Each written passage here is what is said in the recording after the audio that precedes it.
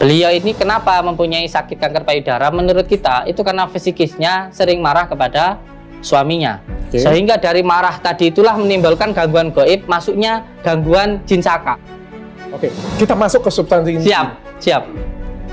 Tadi kan ngomongin yang tadi ngomongin, saya masih di akal saya semua itu yang ngomongin tadi apa ya, taat apa semuanya masih di akal. Siap. Tapi kan ini kan yang saya lihat di sini kan sihir ini. Siap. Nah, pertanyaan dasarnya adalah Kang Samsudin percaya sihir?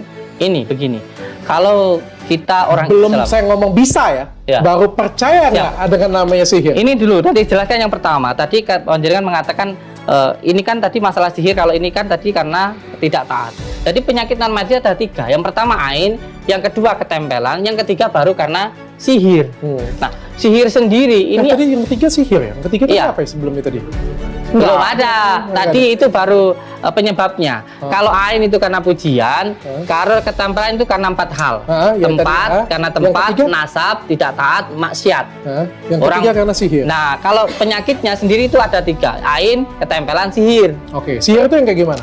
Sihir ini gini, saya jelaskan dulu. Tendensi hukumnya harus jelas dulu kalau berbicara ini. Sihir sendiri ini sudah dijelaskan di dalam Al-Quran bahwa sihir itu ada. Contohnya di surat Al-Falaq An-Nas. Di sini baginda Rasulullah menjelaskan bahwa dulu Nabi saya, baginda Rasulullah, itu pernah disihir oleh seseorang Yahudi ketika itu. Beliau sakit begitu lama, terus akhirnya diobati kemana-mana nggak sembuh. Lalu ketika itu datanglah malaikat Jibril menyampaikan kepada baginda Rasulullah, hai baginda Rasulullah, sebenarnya sakit yang kamu terima saat ini bukanlah penyakit medis, tapi penyakit non medis. Ada sebuah ikatan yang diikat, 11 ikatan di belakang rumahmu di bawah batu. Lalu ketika itu sahabat baginda Rasulullah diperintahkan untuk mengangkat batu itu.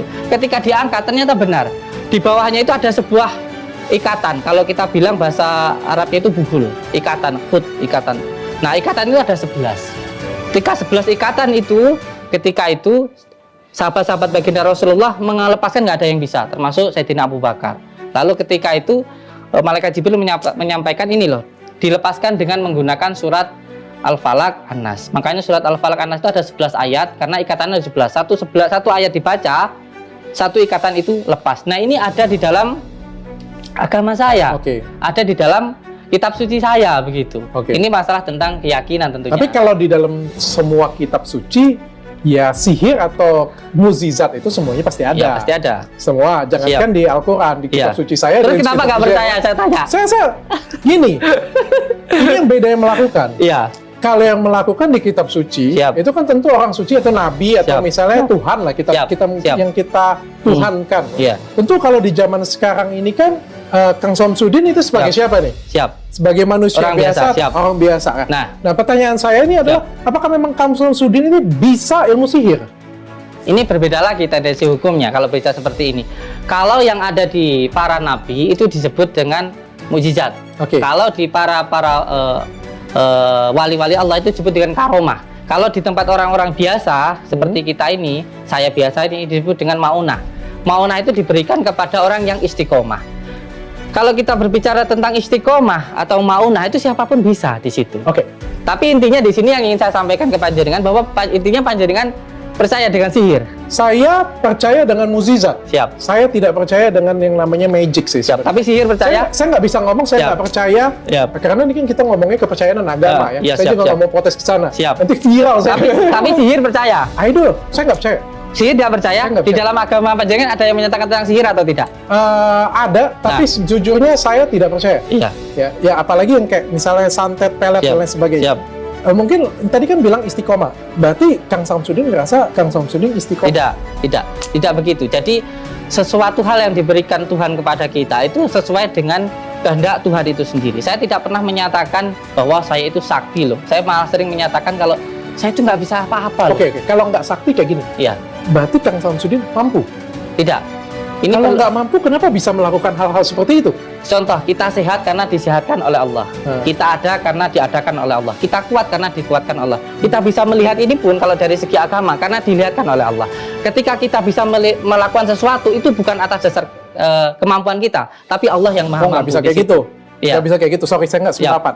Contoh ya, dia ada paku ya. Kang Samsudin bisa ngeluarin dia ya. Saya nggak bisa loh. Nah, ini Kang Samsudin mampu dong? Tidak. Saya tidak. Ini, di dalam pelajaran agama kita ada doa-doa yang bisa digunakan untuk pengobatan. Nah, ketika kita mendoakan seseorang, ini contohnya begini. Ketika ada orang yang datang, minta didoakan ke kita, lalu kita doakan. Lalu ketika itu orang itu keluar paku, apakah karena kita mampu? Tidak, sayang. Itu karena kekuatan Allah, kekuatan Tuhan yang Maha Pengasih, Maha Penyayang melalui itu. perantara dari dengan doa. Perantara dengan doa. Kalau saya itu ya terserah yang di sana saja, kan begitu maksudnya. Jadi ini yang perlu dipahami, nggih. Bukan karena kemampuan kita atau bukan atas dasar kekuatan kita, tetapi Tuhan yang Maha Kuasa. Itu artinya yang dengan doa yang sama, orang lain melakukan pun akan menghasilkan hal tidak, sayang. Beda lagi. Di dalam doa itu ada kafiah-kafiahnya. Doa itu ada yang perlu untuk diriyadhohi, ada yang perlu untuk dipuasai, ada yang perlu untuk ditirakati di situ. Contoh, saya mengamalkan Asma Karomah Sultan Aulia Syekh Abdul Qadir Jalil. Di situ harus dipuasai selama 5 tahun. Nanti ketika sudah dipuasai, barulah di situ nanti bisa menimbulkan yang namanya maunah. Tapi ini juga atas dasar kehendak Allah, bukan atas dasar diri kita. Begitu. Banyak yang datang. Sudah berapa lama praktek? Saya dari tahun 2020. 2020. Oh, siap. Baru 2020, 2 tahun 3 tahun berarti? Iya, 3 tahunan. Siapa aja sih yang datang ke Kang Samsudin? Pasien-pasiennya yang kayak gimana sih? Bahkan saya pernah nangani dokter. Wah, bagus. Kayak gimana sih, Pak? Ada videonya ketika saya melakukan pengobatan di rumah sakit di Pamekasan. Rumah sakit terbesar di Pamekasan. Oke. Dan yang mengundang saya itu yang punya rumah sakit. Satu poin yang perlu diketahui bahwa saya tidak pernah mau diundang orang sakit di rumah sakit. Sebab apa? Saya sangat menghormati profesi dokter. Thank you. Itu yang pertama. Jadi saya tidak mau melangkahi lah, seperti seolah-olah saya itu datang ke rumah orang tapi tidak yang punya rumah yang mengundang. Tapi ketika di video saya, yang kalau sama lihat di channel Padepokan ada pembersihan rumah di rumah sakit Pamekasan, itu yang mengundang yang punya rumah. Jadi yang punya rumah ini mempunyai pemikiran yang sangat-sangat di luar dari kenalaran. Seperti contoh sering ada kursi yang berjalan sendiri, sering melihat penampakan, dan ada perasaan was-was, takut luar biasa. Nah, ketika seperti ini, kita pengobatannya dengan menggunakan 3 metode. Yang pertama, kita obati dulu secara non-medisnya atau fisikisnya, pikirannya dulu. Kita tenangkan. Panjenengan harus lebih berpasrah kepada Tuhan. Itu yang paling utama. Dengan cara bagaimana? Dzikir. Itu yang kedua. Yang ketiga, non-medisnya. Non-medisnya itu gangguan gaibnya. Kalian percaya gaib enggak? Enggak. Karena gini, hidup itu ada 2, ada nyata, ada gaib, ada siang, ada malam, ada perempuan, ada laki-laki, ada nyata, ada gaib. Itu kalau di dalam agama sampai saya. Di sana saya enggak. Sampai di sana saya sependapat semua ya. Siap. Sampai di sana saya pendapat. Berarti yakin tentang gaib? Yakin tidak yakin, saya masih bilang saya sependapat. Siap. Karena kayak gini, saya bisa jelaskan segala sesuatunya itu melalui ilmiah pun juga bisa. Tapi menurut saya tidak ada yang salah di sana. Tapi yang saya lihat di video YouTube ini kan Kang Samsudin mengambil paku dari kepala. Ya. Mengambil, terus ada satu lagi video yang menurut saya sangat menarik perhatian saya. Kita buka aja sama-sama. Mungkin ini video yang sangat-sangat, ini sekalian tanya ya, ini Kang Samsudin bukan ya? Pak, ini. Allahu Akbar. Ini siapa? Allahu Akbar. Iya, itu saya. Boleh ditunjukkan di sana videonya? Nanti bisa diputarin. Siap. Ala Sayyidina Muhammad wa ala ali Sayyidina Muhammad. Iya. Allahumma sholli ala Kang Samsudin bisa melakukan? Bisa. Sangat-sangat bisa. Mampu artinya? Ini kan ada tata caranya, ada doa-doanya yang dilakukan. Ada doa-doa. Siap. Dan ini diajarkan atau bisa sendiri atau kayak gimana? Atau tentu ada kitabnya. Kalau kita di pesantren itu ada kitab Samsul Ma'arif Kubro, ada kitab Al-Afaq, ada kitab Al-Azhar. Di situ menerangkan tentang bagaimana cara mendoakan seseorang. Oke, jadi ambil jin dari penyakit orang. Jadi orang itu kemasukan jin atau kayak gimana? Ini bahasanya harus sesuai dengan tendensi ilmunya ya. Oke, kayak gimana? Kalau kita nanti berbicara tidak sesuai tendensi hukumnya, nanti salah kaprah lagi di masyarakat. Oke, pasiennya dulu deh. Keluhan pasiennya apa sih? Iya, keluhannya pasien ini beliau sebenarnya di video itu beliau sudah berobat selama 23 tahun penyakitnya. Penyakitnya ini menurut dokter ya, ini dari segi ilmiahnya. Jadi kalau berbicara tentang ilmu ini harus sesuai tendensi hukumnya. Ada secara ilmiah, ada secara goibiah, ada secara agama. Sebenarnya kalau ini dibenturkan nggak akan nyambung. Karena yang tentang goib ini dipercaya, diyakini kalau masalah sains atau kedokteran itu dipelajari. Sebenarnya sangat berbeda tendensi hukumnya. Tetapi karena menanyakan tentang masalah ini, maka saya jelaskan. Beliau ini sudah berobat ke dokter ketika itu. Saya bisa menghadirkan foto ronsennya. Itu ronsen ibu ini? Ada, iya. Foto ronsennya beliau ini. Ini ibu ini yang ronsen tadi? Coba lihat, saya pastikan dulu. Bisa bicara baik-baik dengan saya. Bicara baik-baik dengan saya. Bukan. Saya tegaskan kalau itu bukan. Bukan ya. Karena kalau dari sini keluarnya di dada. Siap. Benar ya? Siap. Berarti apa? Sesak napas atau bagaimana? Beliau mempunyai penyakit kanker payudara. Kanker payudara. Oke. Nah, ketika seperti ini kan pengobatannya kita dengan menggunakan 3 metode. Beliau ini kenapa mempunyai sakit kanker payudara? Menurut kita itu karena fisikisnya sering marah kepada suaminya. Sehingga dari marah tadi itulah menimbulkan gangguan gaib, masuknya gangguan jin saka. Tahu dari mana tuh? Tentu itu ada ilmunya lagi, kalau dibahas lebih panjang lagi. Begini, ketika seseorang mengalami gangguan non medis itu ada tanda-tandanya. Tahu, saya spesifik aja. Ya. Tahu dari mana kanker payudara disebabkan karena marah-marah dengan suami. Nah, ini karena beliau mengalami gangguan yang sesuai dengan apa yang ada di dalam Al-Quran. Begini, seseorang yang mengalami gangguan non medis itu ada 3 tandanya: sering marah, gelisah, sakit hati, dan sering ada perasaan ingin bunuh diri. Saya paham. Siap.